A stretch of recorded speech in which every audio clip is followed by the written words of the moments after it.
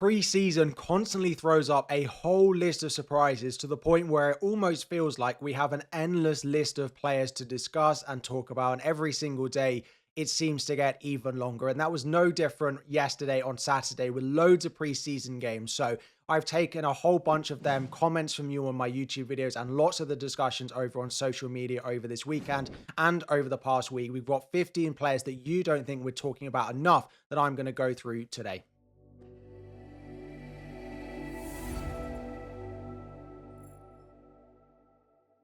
What is up, everyone? FPL Harry here. Before we dive in, drop a like on the video and subscribe if you are new around here as well. And there are just so many players, and I think if anyone was paying attention to the football yesterday, lineups, goal scorers, score lines, we probably all changed our draft at some point, and that probably wasn't just isolated to the fact that Brian and Mbeumo didn't score. We'll talk about him later on in the video. I'm going to give my opinion on a whole list of different players that you are wanting me to discuss that you think are underrepresented in the pre-season content. Before we do, if you not only want my opinion, but you're wanting to have a look at some of the data around these players, get your draft rated with some of these players potentially in it, Fantasy Football Scout has all of that. You can get your team rated for free, look at opening fixture tickers all over the course of the season, cut however you want, completely free. And their members area is a fantastic place to dive into some of the data, have a look whether Kevin Schade or Dango Ouattara has more big chances per 90. And I can tell you that it was Kevin Schade. He was actually right up there for big chances last season, only behind Brian and Mbeumo out of all midfielders. And we saw that in the Brentford 7-0 win in their final preseason game, which has got people clambering and wondering what to do about their forward line. They've got Kevin Schade at 6 million. They've got Dango Ouattara at 6.5. And they've, of course, got Igor Thiago at 8 million. Now, I think going into preseason, Schade's data looked really good, but there was links away. His minutes weren't that reliable, but I think it's fair to say he looks pretty first choice. However, he did come off slightly earlier in that game. Now the game was won. It's a preseason game, but Dango Ouattara still feels slightly safer for minutes. But if you are looking for a 6 million option and you're not convinced on someone like Iliman Ndiaye or Enzo Laffi, who are both on penalties and look like good picks, you don't want to go for Pascal Gross. I do think Kevin Schade's underlying data, if he plays like that, he has that haul potential. Someone like a Dango Ouattara is probably going to be more consistent over the season, but for a short burst of games, I do like what Kevin Schade can offer. And of course, if you've got the money, whether you're not going for Erling Haaland potentially and you want to go for Igor Thiago in that spot, I do like him. Out of today's results, I think Kevin Schade, because he's the cheapest and probably the easiest to fit in, I like him the most. I do think they're all good picks. I do think they're being slept on. We have spoken a little bit about Thiago and Schade already this preseason, so hopefully not too reactionary. I think they're good picks. Schade is definitely the easiest one to fit in. Next up, probably one of the big talking points from preseason on Saturday was that Brian and Mbeumo did not start for Manchester United in their final preseason game, which they actually lost. He came on in the second half, but didn't really have that much of an impact on the game. But they didn't play that well whilst he wasn't on the pitch. Is this enough for us to take him out of our drafts? Is it enough for us to panic on Manchester United in general? So for me, it's not. I think all Man United fans will agree. He's just played a lot of minutes throughout the whole course of pre-season. He was right there from the start playing in the opening games, and there's lots of players potentially like Matheus Cunha who have come back late to pre-season that were more in need of minutes ahead of game week 1 than Brian and Mbeumo was. So I do expect him to start Hull away and Ipswich at home. Does it dampen the appeal of him slightly? Well, I would be lying if I said it didn't worry me a little bit. Now, do I think he starts the first two? Yes.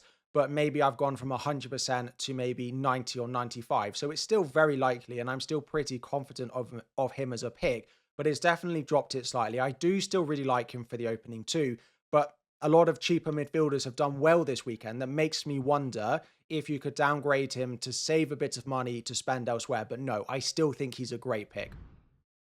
Next up is Arsenal's new winger in Tzolis. Now, lots of you are wondering about him, particularly for game week 1 for Coventry at home. He looks pretty nailed going into the start of the season. Of course, with Trossard leaving and Martinelli not feeling like he's particularly ready or settled at Arsenal, he might leave.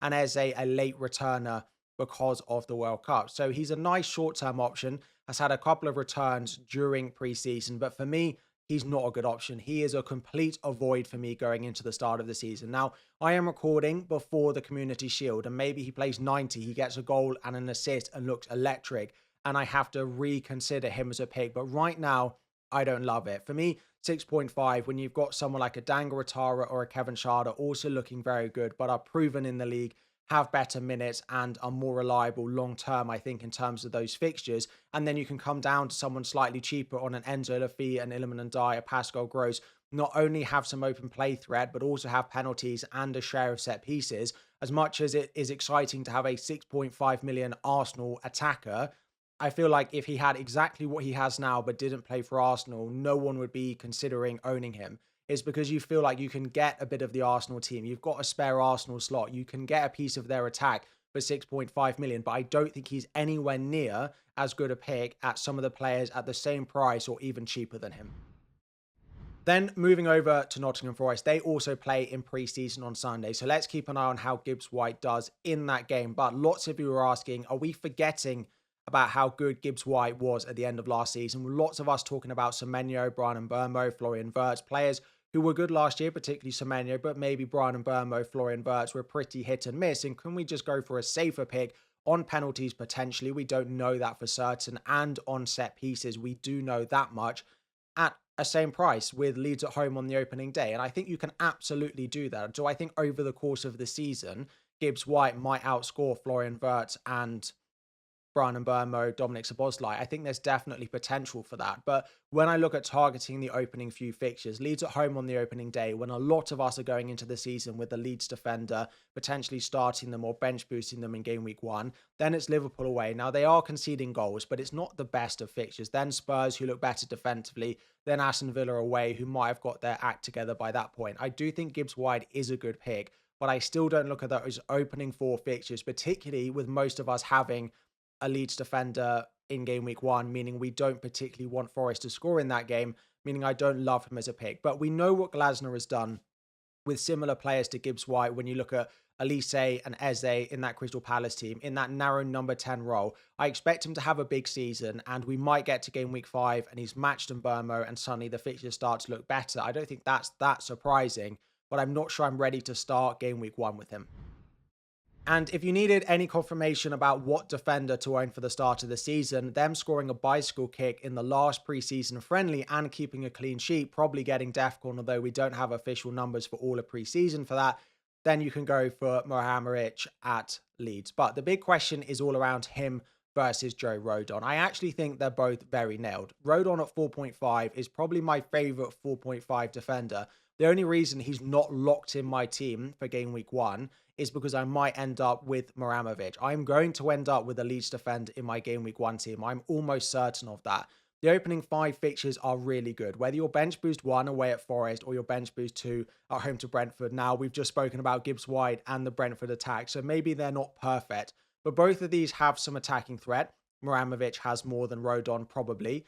They both have some DEFCON appeal. Muharemovic, again, has a little bit more than Rodon. And Muharemovic is probably slightly more nailed than Joe Rodon. But it depends. How often are you going to play them? And do you have the spare budget? If you're going to play them in every single one of your game weeks, the first 5, then find that money for Muharemovic. But if you don't have the money spare, you can't find it elsewhere in your team, then I think Rodon is still a very decent pick. But if you've got the money, the upgrade is probably worth it. The points are probably going to be better, and he's just safer.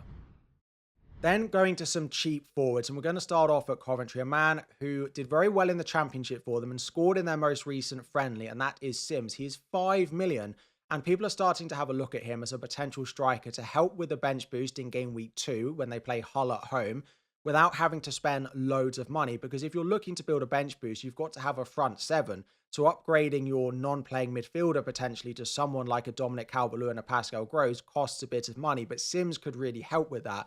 Wright, their current starting striker, who we thought would start up front ahead of Sims going into the season, is likely out until at least September.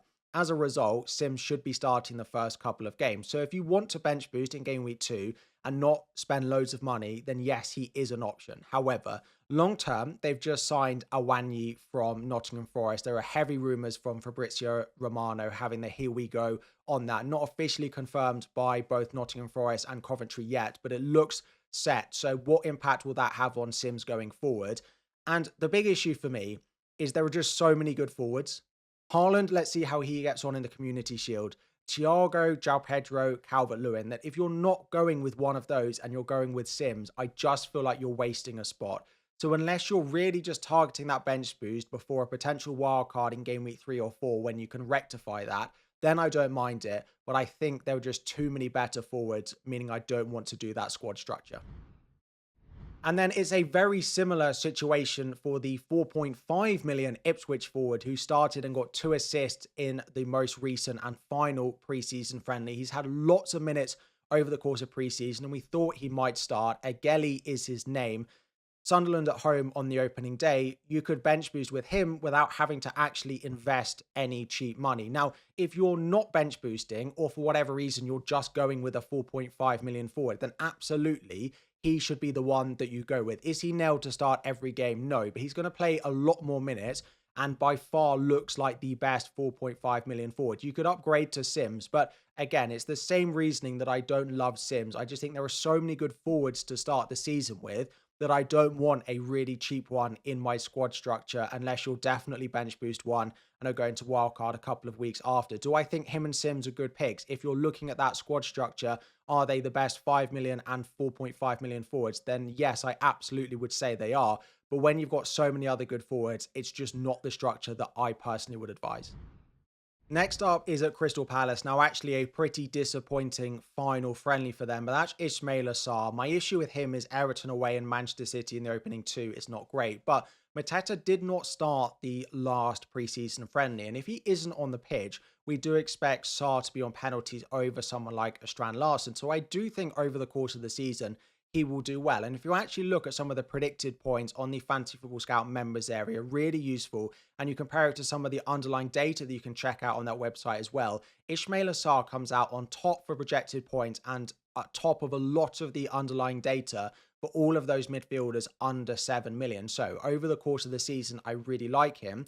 And in game week 3 onwards, the fixtures get a lot better. So is there a world when you can maybe bench boost him in game week 1 away at Everton or just hold him in your squad until game week 3? Absolutely. I do think he'll be a good pick, but I just think those opening 2, I'd rather target with someone with slightly better fixtures. But Ismaila Sarr has a great record against scoring against teams like Manchester City. He scored against them in the past.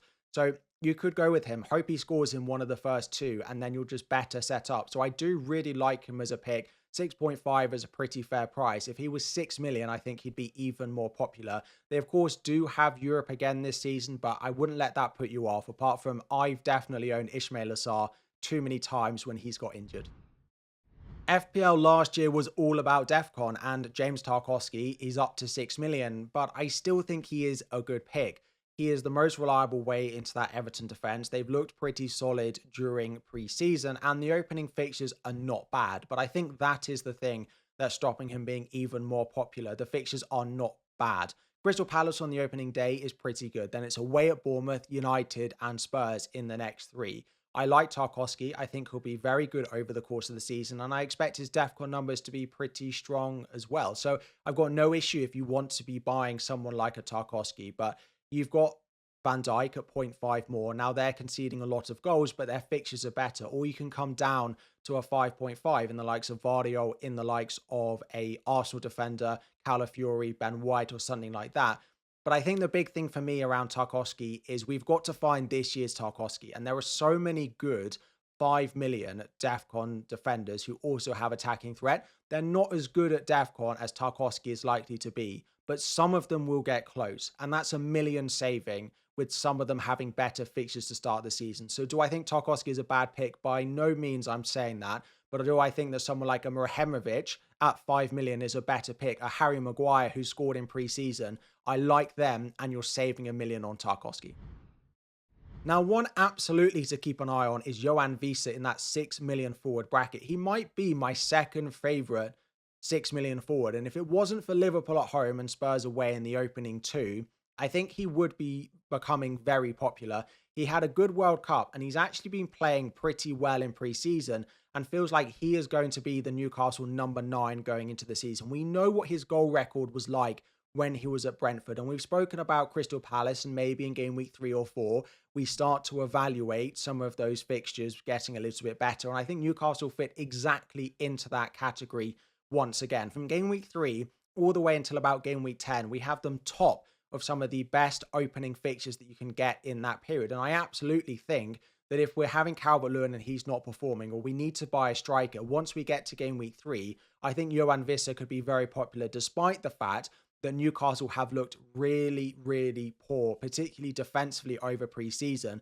But Yoane Wissa feels like a bit of a shining light. So for game week 1, it's a no, but he is absolutely on radar given how good he has looked compared to a pretty average Newcastle team at the moment. A 4.5 million defender playing right wing for their club. What's not to love? Well, that's basically what we've got with Hume at Sunderland at the moment, Ipswich and Fulham. Now, I think it's worth saying he's not guaranteed to actually play right wing. He's played it a lot during pre-season, but in the final match, he actually played at right back because of some injuries to the likes of Mukiele and Alderete, meaning they're a little bit light defensively. But I like him as a pick. My issue with him is longevity, right? Not only from game week 3 onwards do the fixtures get pretty bad, you don't want to play him away at Brentford, and then it's Arsenal, and then it's Manchester City. So it's 2 good opening games, and then it gets more difficult. He's not a better long-term pick than someone like a Joe Rodon and a potential Luke Shaw. All of those with good opening fixtures, more nailed long-term, and at the same price. But if you are on a wildcard 3 or a wildcard 6 and you don't need that player long-term, I do like him. The issue is, from game week 3 onwards, you probably can't use him. Now, if you've got that 0.5 million spare and you want to upgrade an O'Shea or a Diop or a Thomas, your 4 million defender, to a Hume, because most of us are not going to use our 4 million defender anyway, do I think he's better than them for the first 2? Absolutely. He is a high upside explosive pick that if you don't need after the first couple of games, I almost certainly would be going with. There are just safer, longer term picks at the same price. But again, if it's just short term, then yes, consider him. Now, going to Bournemouth, and I think a common theme about why lots of these very good FPL picks are not on the radar for lots of us early on in the season is because of their early, particularly game week 1 fixtures. And Bournemouth are another club that falls into that camp. Manchester City away on the opening day. Then if you're bench boost 2 or you just want them in game week 2, Everton at home does look pretty good. And I do like Kluivert.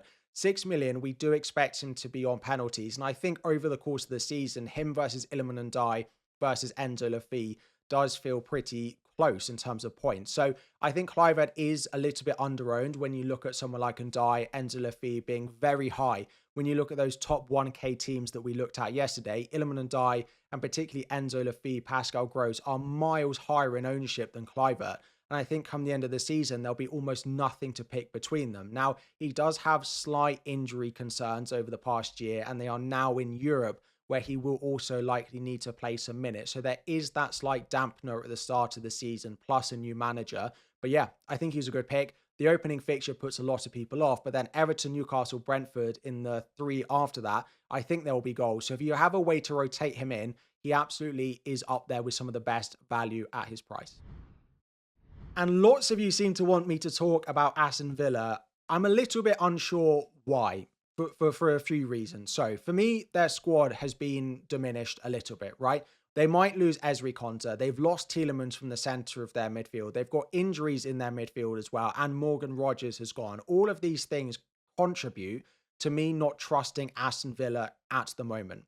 Historically, looking at last year, we never really owned their defenders. Their defenders are not good enough going forward, and they don't get any DEFCON, and Martinez is 5 million. So even the 4.5 million defenders, as much as you might think you can rotate them in, they don't really keep enough clean sheets, and they don't add enough DEFCON or attacking returns on top of that. You know, a Maatsen, who looks pretty nailed now, the Luca Dean is going. Do I prefer him or going boring with someone like a Luke Shaw, but actually a Joe Rodon or an Ayer, who look pretty nailed and are good for DEFCON with some probably equal attacking threat? Who do I think gets more attacking returns over the course of the season? Maatsen or Joe Rodon if they played the same minutes? Maybe just about Maatsen, but he will get more assists, whereas Rodon will probably score more goals. Leeds are better maybe defensively, and they will get more DEFCON. So it's a pretty hard sell on them defensively. Now, when you go further up the pitch, we don't actually know who's definitely going to start striker for them in game week 1.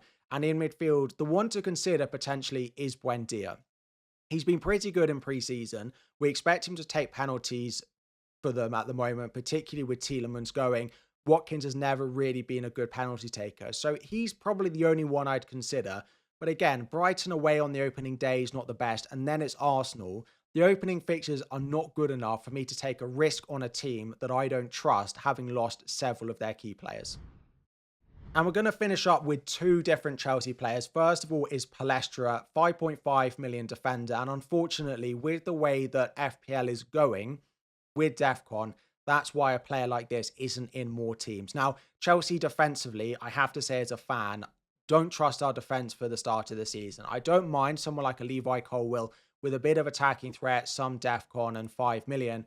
But Palestra, now his attacking threat looks good. He's playing left wing back. He is getting very advanced. And I do expect us to play a back five going into the start of the season or a back three, but a left wing back, right wing back system with Neto on one side and Palestra on the other. But because he doesn't get enough DEFCON, he won't get virtually any over the course of the season. He's got to be getting so many attacking returns. If you take Senesi from last year, in order to match Senesi's DEFCON, you would have had to have hit, I think, over 10 assists, which is crazy records. That's Trent and Robinson levels, which as much as I like Palestra, and I think he's a good signing and he will do well this season, he's unfortunately just not going to hit that. So I like him. He's an exciting player and he's a fantastic option as a Chelsea fan. But do I think he's a good FPL pick? At 5.5, no. If he was 5 million, and in line with someone like a Williams at Nottingham Forest, or you're in line with those 5 million DEFCON defenders, then maybe he gets into the conversation a bit more. But unfortunately, for all of those reasons, I would avoid. If you want a Chelsea defender, it's probably Colwill. I'm not sure Reece James is still worth the risk. And then we go to Morgan Rogers. Now, again, if you go back to the Fantasy Football Scout website, one of the things I like to do is pick players who play a lot of minutes. And if you look at midfielders, filtered by total minutes last year, Morgan Rogers is right up there. He's very indestructible and he came back to pre-season only earlier this week and went straight into the Chelsea lineup, and it took him less than 5 minutes to get his first Chelsea goal. I spent a lot of pre-season at the start thinking he was a good pick. Then I wasn't certain he'll start game week 1. And now I think we can say pretty confidently that I do think Morgan Rogers will start for Chelsea in game week 1 in that left 10 alongside Cole Palmer behind João Pedro. Now, the only thing with him is he was so good at Villa because he played so many minutes, but he was their best player or one of their best players. Whereas at Chelsea, he's competing with a lot more talent in that squad. So he's unlikely to play 90 every single game. I do think he'll start, but he's still behind João Pedro. João Pedro remains the best Chelsea pick. 2 goals and an assist again for him in the most recent preseason friendly. If you don't own João Pedro, as much as the data might not show it, he's not on penalties. He is the best Chelsea pick. So if you want Rogers, I think he'll start. I like the opening 4 apart from Arsenal. The opening 5 and 6 actually look pretty good. It's just whether you want a double up on Chelsea, which I don't mind, especially if we're not quite as high on Bryan Mbeumo after his benching in the last preseason friendly. Again, we discussed that earlier on in the video. If you jump to the end to hear me talk about Morgan Rogers, but I like him. He just has to be an addition on top of João Pedro, which a lot of people probably won't want to do. But as a Chelsea fan, I have to say we're looking pretty good, and I might have to predict us to win the league. But that's enough crazy shouts for the end of a video. We're going to wrap it up there. I don't actually think that. I'm sure Arsenal will be favourites, but I think there's a bit of a chance that Chelsea might surprise a few with the attack we've got. I'm getting carried away. I'm rambling, and I'm excited as a Chelsea fan based on what Xabi Alonso has seen. I'm excited as a Chelsea fan, and with just a few days to go now, I am very excited as an FPL fan as well. Feels like this pre-season weekend has finally taken us out of 2nd or 3rd gear in terms of FPL, right into 4th and 5th, which we will get to before the deadline. Let's wrap it up there. Thank you all for watching. Any questions you've got, let me know in the comments. Tomorrow is a very exciting video. I said no more draft videos when I posted my last one over a week ago now, until all of the friendlies were out of the way. So once we've got the Community Shield, I will sit down and really have a look at where my draft is at. And tomorrow morning, Monday morning, be there. Set your notifications on. Make sure you subscribe, because I'll be talking you through my latest draft with just a couple of days before game week 1. But we're really going to wrap it up there. As I've said, we're going to wrap it up probably 3 times. Thank you all for watching. Like and subscribe before you go, and I'll be back again very soon.